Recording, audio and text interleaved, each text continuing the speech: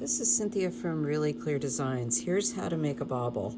I have them set up because the bobble is white and we're going to have to do a knit front back front, and I want to do it in the same color. So I have it set up already in white yarn from the row below. So I'm going to knit front, back, front. Then I'm going to move the stitches from the right to the left needle, going in this direction.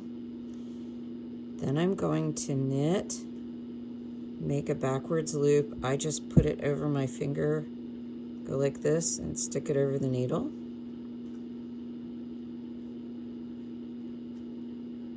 There. And knit the last stitch. Then I move the stitches back to the left needle.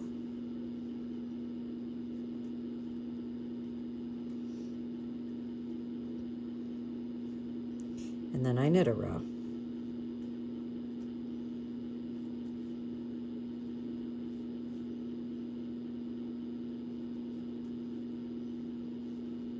Then I move the stitches back to the left needle.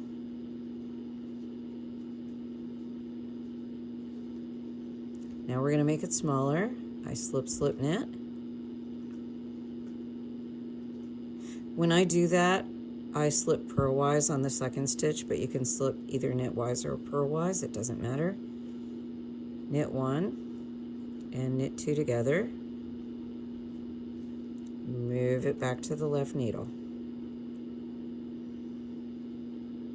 Oops.